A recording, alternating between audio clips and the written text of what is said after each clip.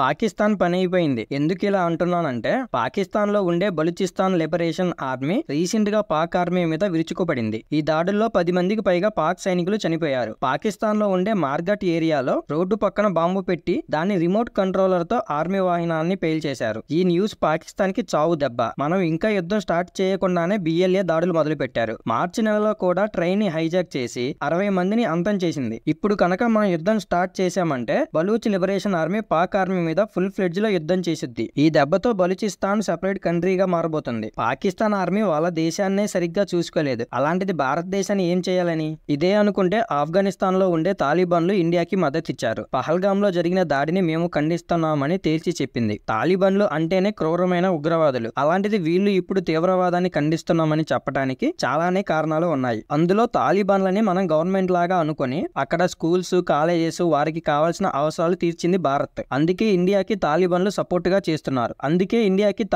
Support చేస్తున్నారు. ఇలా చేయడం వల్ల వాళ్ళకి వరల్డ్ వైడ్ గా గుర్తింపు వచ్చి ఫండ్స్ IMF నుంచి అప్పులు పుడతాయని ఆలోచిస్తున్నారు. వీళ్ళకి తోడుగా భారత్ కి అండగా మేమున్నామని తెహ్రీక్ తాలిబాన్ కూడా అంటుంది. ఇప్పుడు వీళ్ళందరినీ యుద్ధానికి సిద్ధం కండి అని భారత్ వీళ్ళకి టైం ఇచ్చింది. ఇది కదా ఇండియా మాస్టర్ స్ట్రోక్ అంటే. ఇదంతా ఒక ఎత్తు అయితే పాకిస్తాన్ ప్రధానమంత్రి షహబాజ్ షరీఫ్ పహల్గామ్ ఇన్సిడెంట్ గురించి మాట్లాడుతూ, ఇది మేము చేయలేదు, భారత్ కావాలనే మా పైన బురద చల్లుతుంది. ఈ ప్రాపగండాతో ప్రపంచ దేశాలకి మమ్మల్ని విలన్లా చూపిస్తుంది. పాకిస్తాన్ కి సింధు నీళ్లు ఆపడం అన్యాయం. సింధు నది పాకిస్తాన్ కి జీవనాడి. పాక్ లో ఉండే 25 కోట్ల మందికి ఈ నీళ్లే జీవనాధారం. సింధు నీళ్లు మా హక్కు. ఒకవేళ మీరు నీళ్లు వదలకపోతే మా బలగాలతో నీటిని సంపాదించుకుంటాం. పాకిస్తాన్ ఆర్మీ, పాకిస్తాన్ లో ప్రతి ఒక్కరూ అన్ని విధాలుగా రెడీ అయ్యాం. భారత్ ఏం చేసినా సరే దాన్ని ధీటుగా ఎదుర్కొంటాం. పాకిస్తాన్ ఎప్పుడు శాంతిని కోరుకునే దేశం. మీరు కానీ మా దేశం మీదకి వస్తే మీ అంతు చూస్తా. ఇప్పుడు పాకిస్తాన్ ఆర్థికంగా వీక్ గా ఉందని అడ్వాంటేజ్ తీసుకోవద్దు. దీనికి మీరు ఖచ్చితంగా జవాబు చెప్పాల్సి వస్తుంది. పహల్గామ్ అటాక్ పైన ట్రాన్స్పరెన్సీగా విచారణకి సిద్ధంగా ఉన్నామని చెప్పి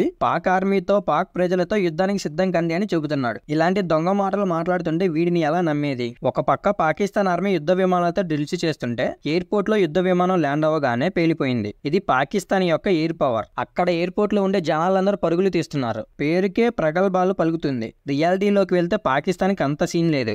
భారత్ చేసే డ్రిల్స్ కి పాకిస్తాన్ యొక్క ఆర్మీ చీఫ్ అసీం మునీర్ గజగజా వణుకుతున్నాడు. అది ఎంతలా అంటే తన టోటల్ ఫ్యామిలీని సెపరేట్ ఫ్లైట్ లో యూరోప్ కి పంపిస్తున్నాడు. అలాగే పాకిస్తాన్ డిఫెన్స్ మంత్రి, వాళ్ళ ప్రధానమంత్రి ఇలా టాప్ లో ఉండే వాళ్ళ ఫ్యామిలీస్ ని యూరోప్ కి తరలిస్తున్నారు. ఈ న్యూస్ వింటుంటే అర్థమవుతుంది పాకిస్తాన్ గుండెల్లో రైళ్లు పరిగెడుతున్నాయని. వీళ్ళ ఫ్యామిలీస్ సేఫ్ గా ఉంటే చాలు. పాకిస్తాన్ ఆర్మీ ఫ్యామిలీస్, పాకిస్తాన్ ప్రజలు ఏమైపోయినా వీళ్ళకి సంబంధం లేదు. పహల్గామ్ అటాక్ ని భారత్ పట్టించుకోదని అసీం మునీర్ అనుకున్నాడు. కట్ చేస్తే మన ఇండియన్ ఆర్మీ చేయబోయే పనికి వాళ్ళ ప్యాంట్స్ తడుపుకుంటున్నారు.